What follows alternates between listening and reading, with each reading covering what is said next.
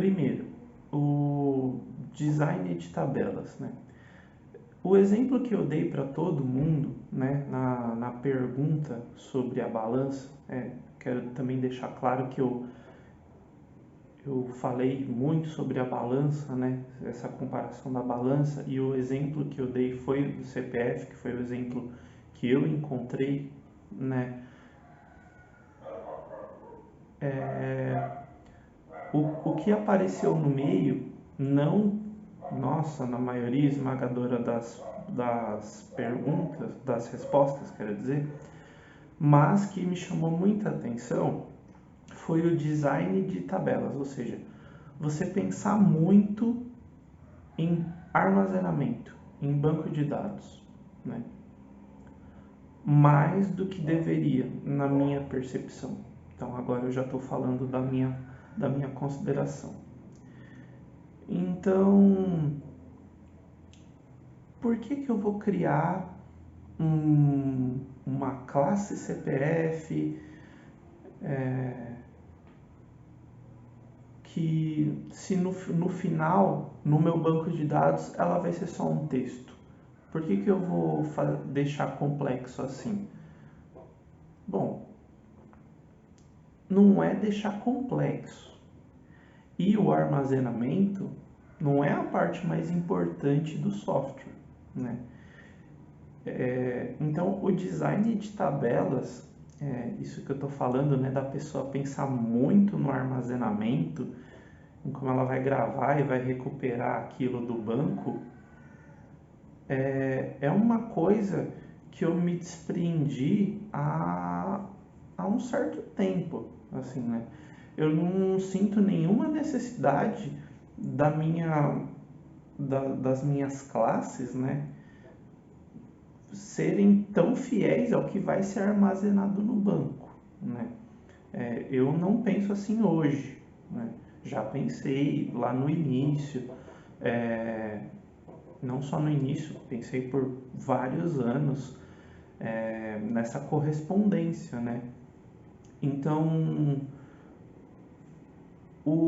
o que eu vejo hoje é que o código ele tem que ser rico e muito mais rico, né? Já que ele vai carregar e vai representar os comportamentos, né? Vão existir coisas lógicas que não são não são necessários gravar, né? Então, por exemplo, você vai ter propriedades de somente leitura, né? Em que você vai pegar um campo aqui, um campo ali para dar uma conclusão, né? Isso ali você pode fazer na própria classe, não precisa de um método para isso, né? Então, por exemplo, agora mesmo eu construí um, uma entidade para gravar se uma pessoa ela entrou e saiu de um programa, né? De um programa de benefícios, né? Então, tendo lá a data que a pessoa entrou e a data que a pessoa saiu, né, opcionalmente gravadas, né?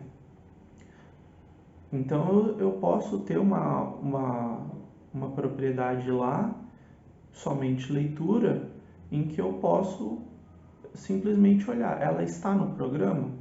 Bom, se ela está no programa, ela precisa ter uma data de entrada e não pode ter uma data de saída, né? Só que isso não existe no banco. Isso é simplesmente uma conclusão lógica da leitura das propriedades que eu gravo, né? Que no final, lá no armazenamento, são campos. Mas e se eu me preocupasse em gravar esse conceito, né? Está no programa, né? Eu teria um campo booleano lá no banco de dados para dizer sim ou não? Não, claro que não, né? Seria um armazenamento desnecessário, né? Poxa, e se está no programa precisa ser um método? Também não precisa ser um método, mas poderia ser. Não vejo vantagem e desvantagem em ser uma propriedade ou ser um método. Mas enfim, o ponto é pensar tanto em tabela que você está empobrecendo o seu código. A minha preocupação era isso. A, a mudança na minha programação foi ao entender isso, né? Então, se eu me preocupo tanto com o armazenamento, eu corro o risco de empobrecer meu código. Então, no caso do CPF, eu acho que é o que aconteceu. Então, você pensando nesse quesito aí, nesse ponto do pensamento do design em tabelas, se eu tivesse decidido criar o meu CPF como uma string no meu código, porque é só isso que ele vai gravar lá no banco de dados, a minha interpretação disso é que eu estaria empobrecendo o meu código, né? Que, como eu disse, o CPF ele tem uma formatação própria, ele tem uma validação própria. Eu poderia dar uma forma para ele muito mais fiel ao que ele é, né? E não essas coisas separadas aí no código, um método de extensão aqui, uma formatação ali, né? Que pode nem estar no mesmo namespace, né? E você nem sabe que ele existe. E uma das consequências é que você pode recriar um método que já existe, simplesmente porque você não sabe que ele está lá no lugar X, né? Não que seja uma regra, mas isso pode acontecer, né? Por quê? Porque não está tudo no mesmo lugar e você não sabe qual é a real forma que ele tem no seu código. Então, por que o CPF foi um bom exemplo? Porque o CPF ele é de conhecimento amplo, né? Então, se você perguntar o que é um CPF para qualquer pessoa da rua, seja de TI ou não, ela vai responder que é um número, é um documento, que você tira lá no poupa-tempo, ou sei lá em onde lugar, ela vai falar para você. Então, é um conhecimento amplo. Mas e se não fosse? E se não fosse algo que a gente soubesse o que é, né? Como é que eu ia ter noção do que ele representa no meu código fechadinho, assim, se ele está todo espalhado, né? Ou uma formatação está aqui nessa classe de extensão, a validação está aqui, mas não é uma classe de extensão, eu preciso saber que ela existe para invocar ela, né?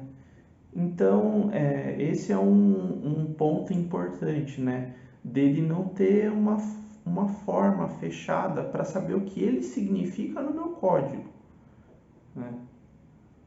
Então, se ele tivesse essa forma, né? Poxa, tem uma classe CPF, eu sei que ele é validável e sei que ele é formatável. Ok, fechou, eu sei o que o CPF é. Mas quando ele é só uma string, isso causa certas complicações. Não para quem vai construir, né? Que é a questão da balança. É muito fácil criar uma string CPF, um método de validação aqui, um método de formatação acolá. Isso é fácil, é a facilidade da criação. Mas e quem vai ler? E se eu precisar colocar esse CPF em outro lugar? Eu vou ter que carregar o conhecimento de onde fica a formatação, de onde fica a validação, né? Não é só pegar lá um objeto CPF e ver lá que ele pode ser formatado e pode ser validado? Não, está tudo espalhado, né? Eu posso não saber que ele é validável, que ele é formatável, dependendo de como foi construído lá, da separação de namespace, de projetos e blá blá blá, né? Então, para fechar esse design de tabelas, eu queria falar de novo sobre uma coisa que eu não faço mais, né? Tipo, pensar tanto em armazenamento, porque a minha conclusão, né, que me fez mudar um pouco o meu jeito de programar, é que eu deixaria o meu código mais pobre, né? E a intenção é justamente o contrário. Então, se você que estiver assistindo o vídeo achar que você está muito preso ainda ao armazenamento, o meu conselho seria que você pensasse menos, né? O seu código precisa ser rico, né? E o armazenamento a gente vê depois, não é que ele seja pouco importante, é que eu vejo que ele é menos importante do que o código. Tá? Então, é só para encerrar esse ponto do design de tabelas. Do jeito que eu falei anteriormente, digamos que eu vou construir uma string CPF, bote um método de formatação aqui, porque já tem uma classe de extensão sobre formatação aqui, e aí tem um método de validação aqui, porque já tem um método, uma classe de extensão aqui sobre validações. Beleza. Então, se tudo isso vai fazer o meu software funcionar, né? Ele vai validar, ele vai formatar na hora de botar na tela, vai gravar certinho. Por que eu adicionaria esse estilo de modelagem que vai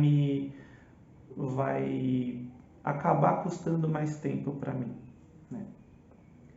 Então, essa questão do tempo, ela é polêmica porque a manutenção, ela não é sempre vista como uma coisa certa. E também tem a questão do você se preparar para o futuro, né? Então, voltando àquilo de manter simples.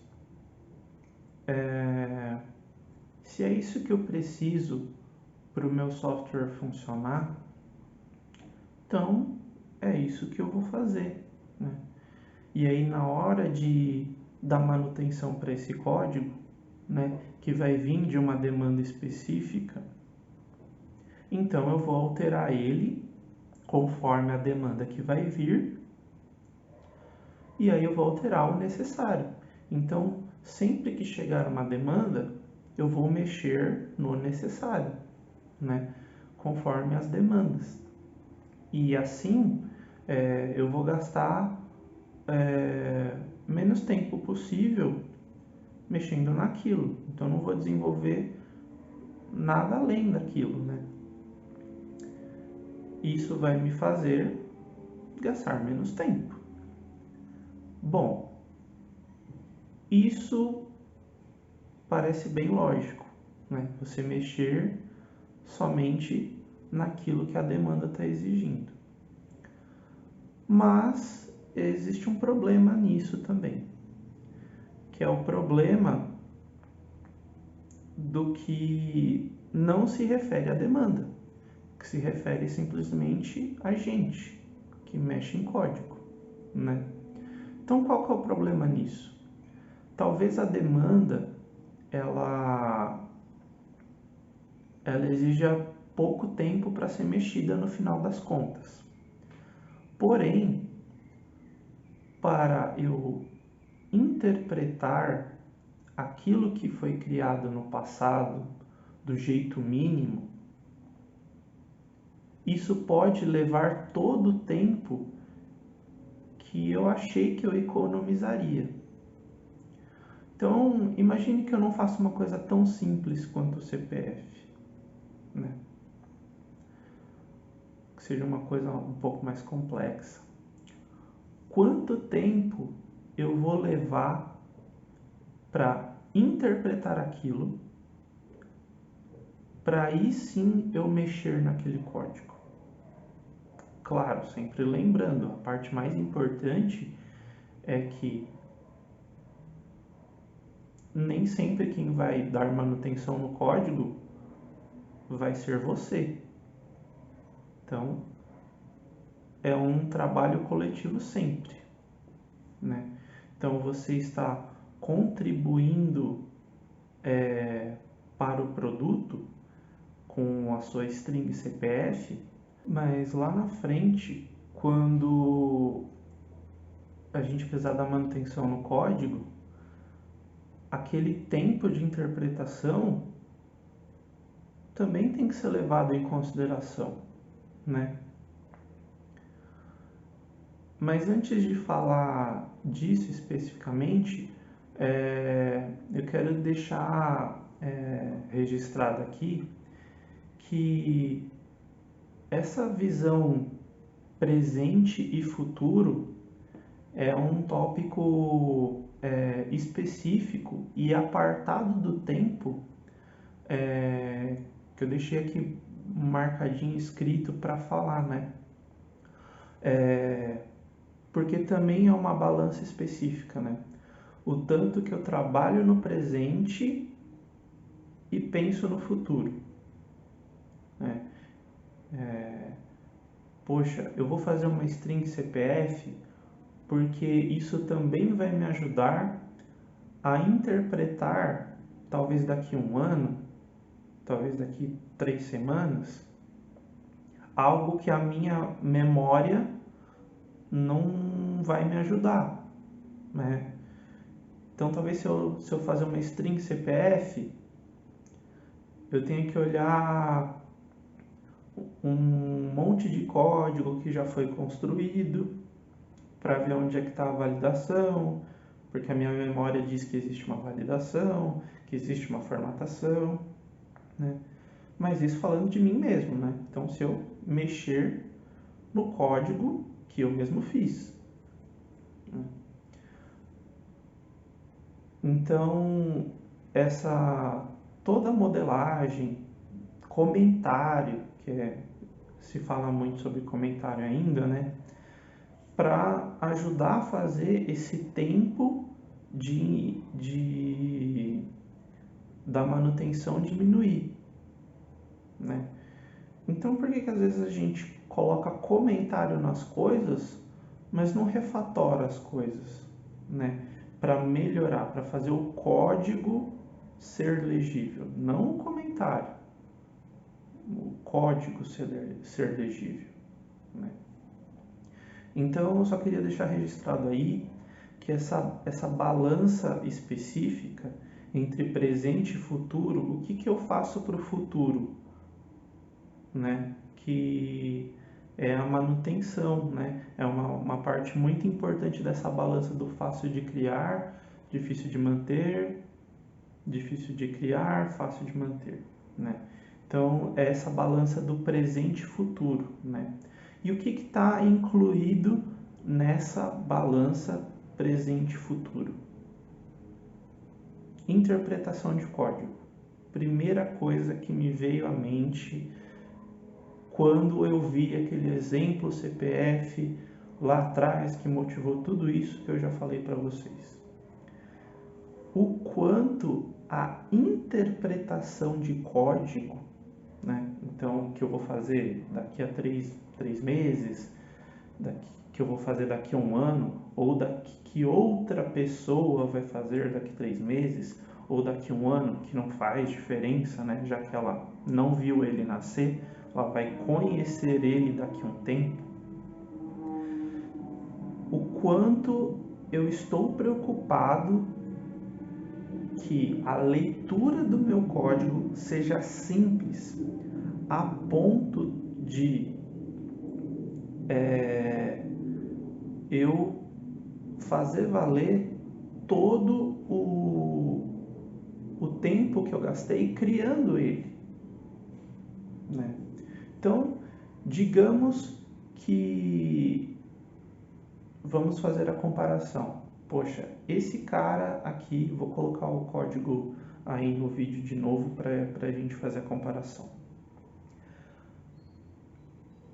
Eu fiz uma string CPF. Meus métodos estão espalhados aí e a gente não tem a noção do real formato dele para quem nunca mexeu naquilo, né? Então eu vou ter mais dificuldade em ler, porque eu vou ter que descobrir que isso está aqui, vou ter que descobrir que isso está acolá. Então talvez eu crie alguns comentários, né, ao invés de fazer essa modelagem de CPF, né? Mas se eu gastei meu tempo fazendo uma classe CPF, em que a validação vai estar lá dentro, que a formatação vai estar lá dentro, né? Então eu sei o que ele é, né? Ele está ali na classe fechadinho, né? A minha leitura vai ser mais rápida. Mas por que eu coloquei a questão da interpretação, né? Isso depois de ter falado de tempo. Será que a gente está realmente ciente do quanto custa fazer isso e quanto custa não fazer? É muito difícil na minha visão, né? Porque seria até que ponto a gente tornaria rico? Em que ponto a gente tornaria aquilo rico pensando no futuro, né? Voltando na balança presente e futuro, né? Poxa, eu vou modelar assim. Além de modelar assim, eu vou colocar comentário. Além de colocar comentário, eu vou fazer teste unitário. E aí vou enriquecendo, né? Mas eu coloquei a interpretação de código aqui como uma consideração mesmo, porque apesar de ser muito nebulosa, eu vejo que é a que a gente menos dá importância. Então, assim, quanto tempo eu vou desprender agora para não perder tempo lendo e interpretando? Isso não é sobre a demanda. Poxa, eu vou mexer na classe CPF ou eu vou mexer nos métodos de CPF que estão espalhados para ele interpretar o valor enviado com e sem pontuação. Então eu criei ele aceitando só os números e agora se ele receber ele já formatado com ponto e traço, não vai gerar uma exceção, eu vou interpretar ele do mesmo jeito e vou trabalhar com ele. Ok. Mas até eu chegar ao ponto de realmente desenvolver o que a demanda nova está requerindo, quanto tempo antes eu passei para ler aquilo, né? Porque antes de você realmente botar a mão na massa, você provavelmente foi solicitado para você fazer uma estimativa. Talvez você faça a estimativa sem saber onde o código realmente está, né? Aquele código específico, onde ele realmente está. Então, de fato, Quando você botar a mão na massa, você vai demorar lá 5 minutos para fazer a adaptação. Mas quanto tempo você demorou para achar o que tem que alterar, para de fato alterar, né? A interpretação do código é uma coisa totalmente nossa. Tipo, ninguém é responsável pelo código além da gente, né? Além da equipe, né? Então a gente faz código e entrega um produto que tem as funcionalidades lá. Mas o código é responsabilidade nossa, responsabilidade dos devs. Ninguém além de nós é responsável pelo código.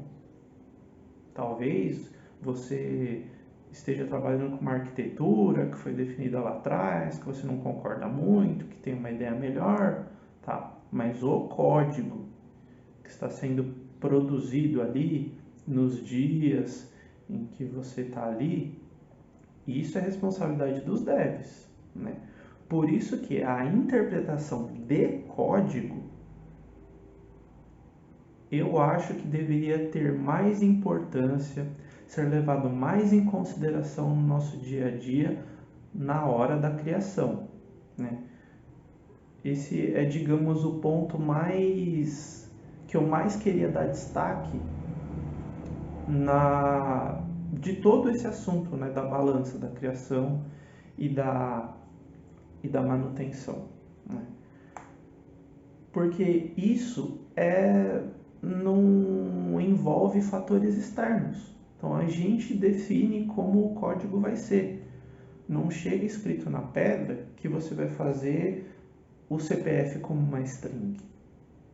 Então, se eu criei o CPF como uma string e daqui 6 meses eu precisar mexer de novo e gastar um tempo lendo, digamos, meia hora lendo para poder alterar, para fazer uma alteração de 5 minutos, então será que valeu a pena eu criar daquele jeito e perder todo aquele tempo lá no futuro interpretando código? Será que valeu a pena?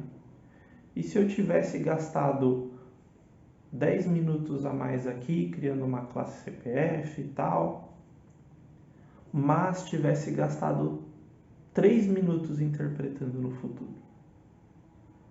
Então, assim, voltando ao tópico anterior, né, a consideração anterior do presente e futuro. Poxa, talvez essa classe nunca mais seja mexida, né?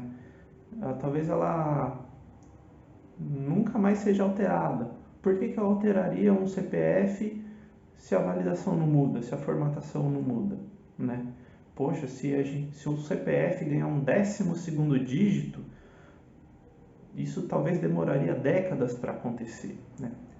Mas não é a questão de alterar, é a questão de ler. Independente se o CPF em si vai ser alterado ou não, as coisas em volta dele, as coisas que consomem ele, vão ser alteradas em algum momento. É de se esperar, né?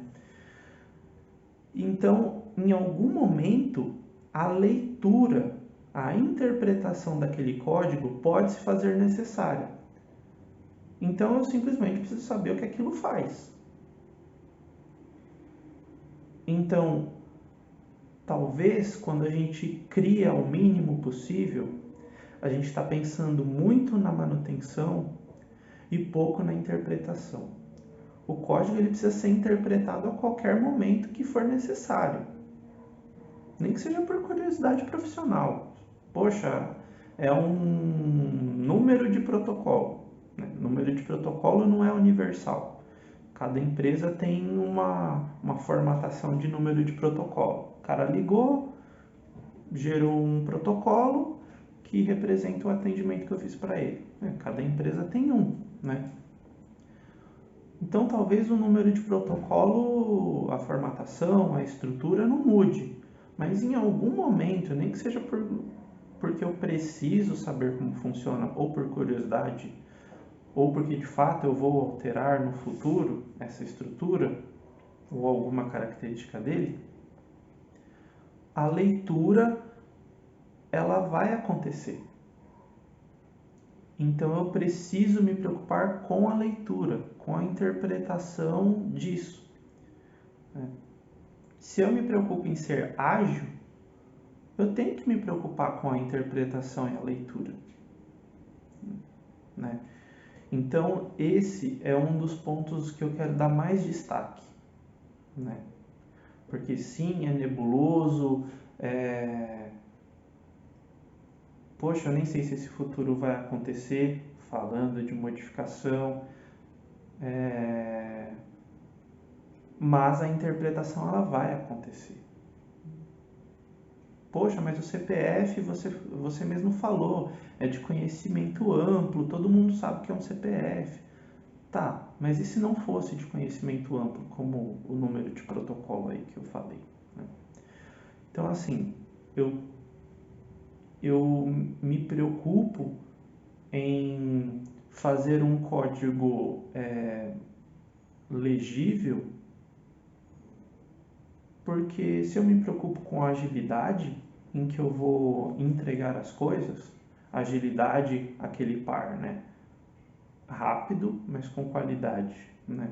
Então eu preciso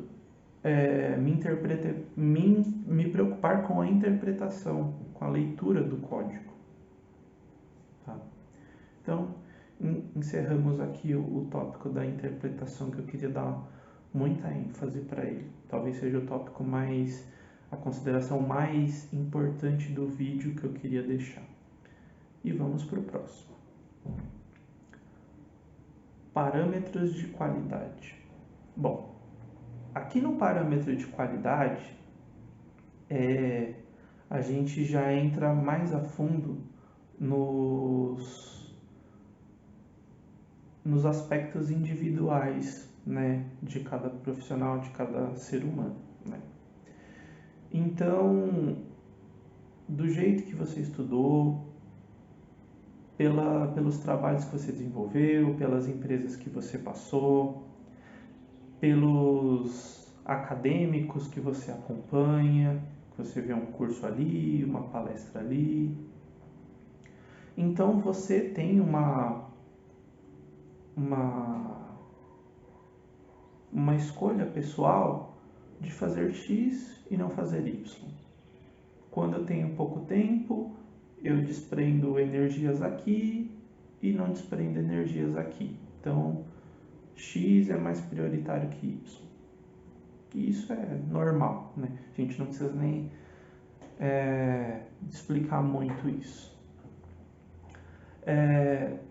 Só que aonde entra a polêmica aqui do presente versus futuro, do meu conceito de balança, o que eu faço no momento da criação, o que eu faço no momento da manutenção, ela entra nessas questões de parâmetros de qualidade que são individuais. Os meus parâmetros de qualidade não são iguais ao meu colega de trabalho, nem os da empresa. Os que a empresa talvez acredite que seja o mínimo ou que seja desejável, né? Esse mínimo e desejável é diferente para cada um, né? E então você talvez acredite em comentários, mas não acredite que vale o tempo de gastar criando testes unitários. Ok, né? Talvez você acredite que no estilo que você está inserido aí, no cotidiano que você está inserido, uma coisa seja mais dispensável que a outra, né? Depende do contexto, né? E tem coisas que não. Tem coisas que onde você for, você vai levar aquilo consigo, né? contigo, né? Então, os parâmetros de qualidade, eu não tenho nem muito o que dizer, mas não tenho muito o que falar sobre isso, né? Mas é uma coisa que precisa ser colocada como consideração, porque entra no próximo, né? No próximo tópico que eu vou falar, que é os conflitos de cultura e conflitos de filosofia, né? Que são coisas diferentes na minha visão, né? Eu vou dizer aqui sobre as duas, e aí se alguém discordar pode colocar nos comentários. Então vamos voltar a esse exemplo aí, né? Então, talvez escrever comentários seja muito importante para mim. Então eu vou escrever comentários, vou subir meus commits lá e aí vamos agregando e o produto vai ficando com cada vez mais comentários, né? E digamos que para o meu colega de trabalho, fulano, não seja. Talvez para ele, devido a recursos pequenos, recursos finitos, né? Digamos o tempo, por exemplo, né? Poxa, se eu tenho 30 minutos aqui antes do tempo planejado acabar, eu não vou gastar escrevendo comentários. Eu vou escrever um teste unitário. Um teste, que é o que, digamos que daria tempo, né? É o critério dele, é o parâmetro de qualidade dele, né? Vai chegar um certo momento em que certos parâmetros vão ser discutidos e vai ser definido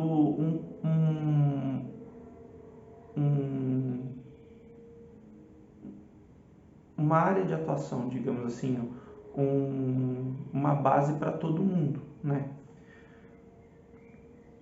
Que aí seria a questão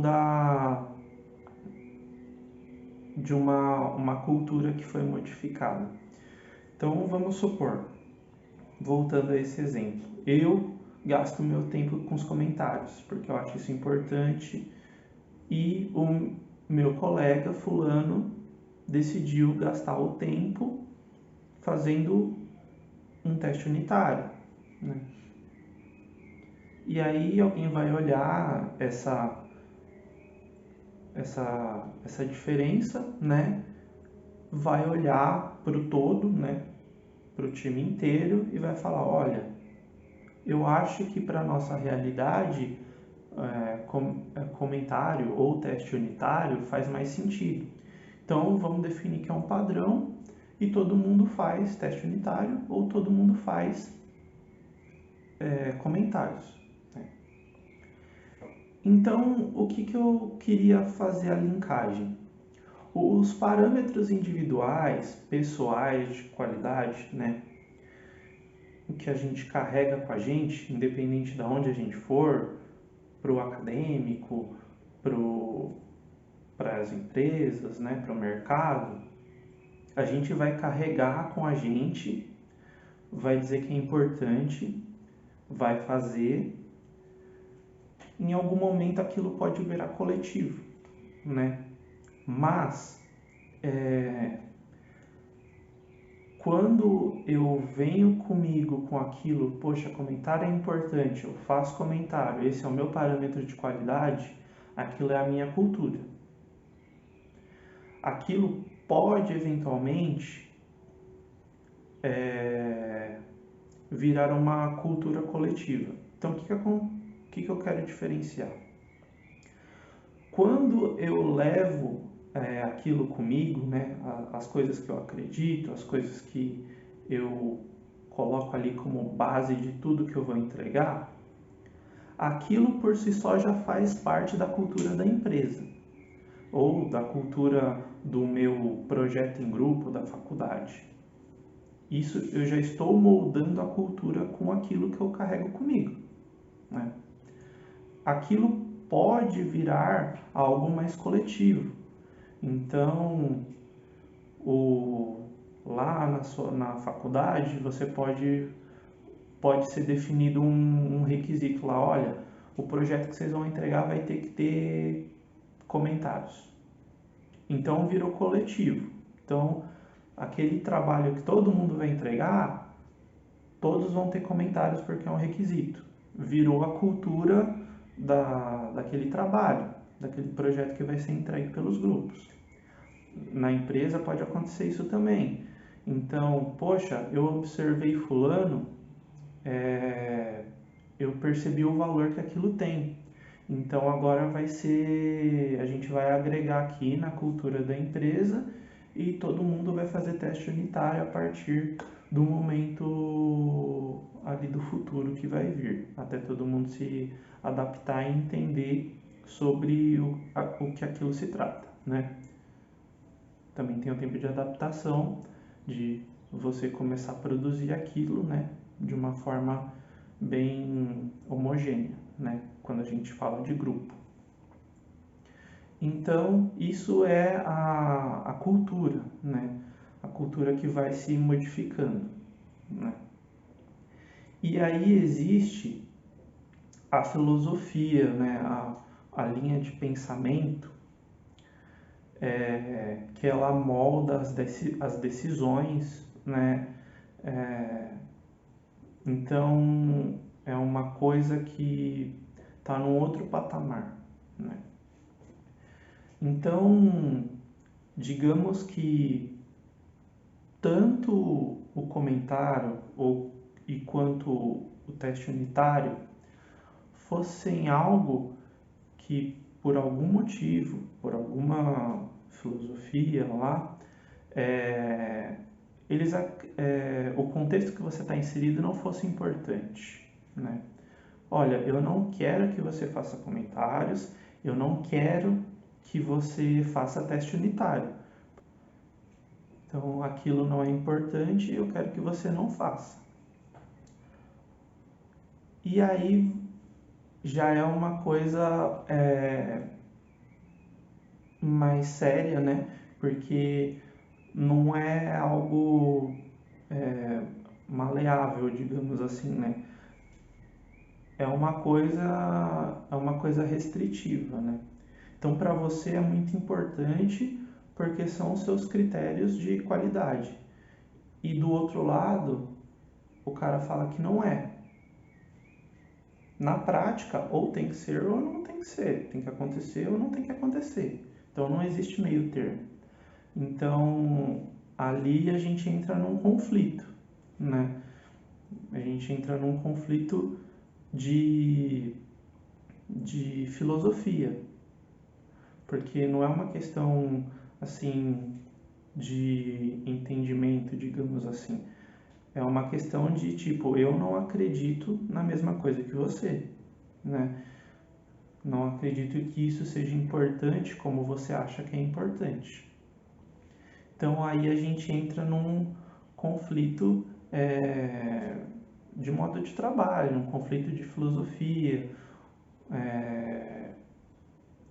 E aí a diferença que eu queria colocar, assim, que eu vejo, né, como muito importante, é que a cultura, ela é simplesmente algo que se mostra dando forma aquilo que a gente acredita, aquilo que a gente leva para frente, né? Que a gente gasta energia defendendo, querendo fazer com que aquilo cresça, né? Em determinado contexto, né? Então, se o meu parâmetro de qualidade é o comentário, então eu vou chegar naquele contexto, né, e falar, olha, eu acho que o comentário é importante e tal, eu até sugiro que seja adotado por vocês pelo motivo A, B e C. Se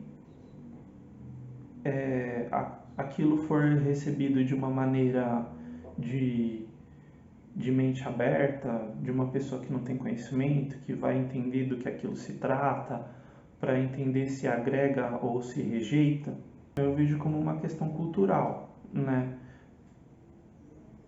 Claro, existe uma cultura que não vai permitir que a sua se funda ou que modifique, né? Mas quando a gente está falando de linha de pensamento, né?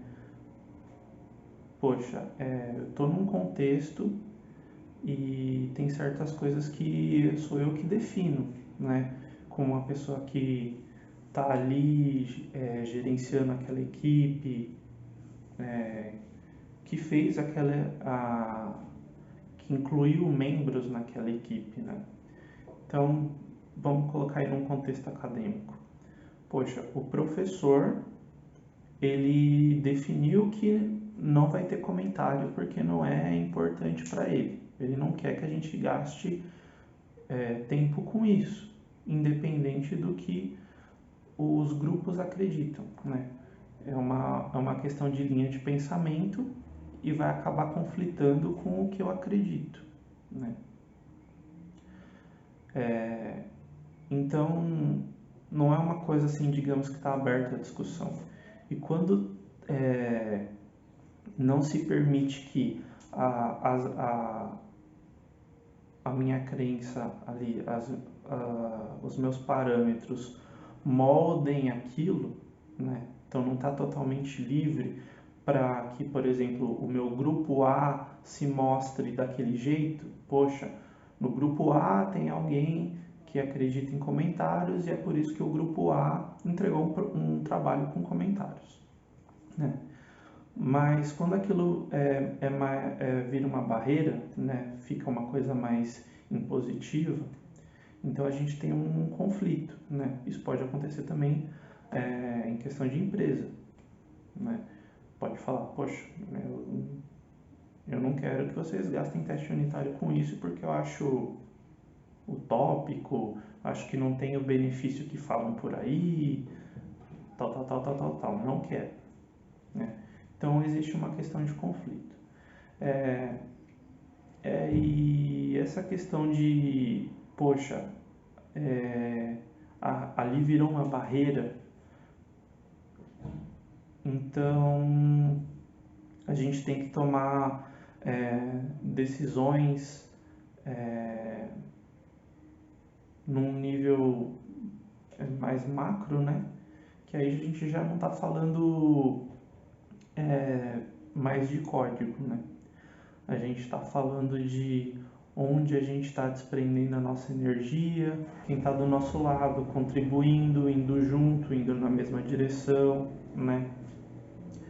Então, se alguém está dizendo que o que eu acredito ser 100% bom de mim para entregar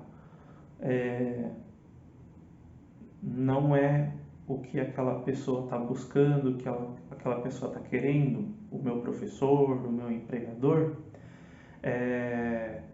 a gente entra a gente já sai disso para tomar decisões mais importantes, né? Então, eu já mostrei o que eu acredito, o que eu acho importante, não me importo se isso não virar uma atitude coletiva, mas não quero que a minha seja oprimida, né, digamos assim. Então, se eu acredito que fazer comentários é importante, eu não quero deixar de fazer comentários. E aí a gente já entra em outros aspectos que já saem do código mesmo, né? A gente já não está mais falando de código, a gente está falando de se aliar, né? E se alinhar com quem está junto com você, né? Desculpa, o cachorro vocês devem estar ouvindo bastante aí no áudio. Mas vamos continuar. Então, assim, isso a gente já, com isso eu já termino a questão das considerações, né, de coisas que eu observei, tanto nesses anos de carreira, tanto agregando essas respostas que eu tive, para já ir para a fase das conclusões.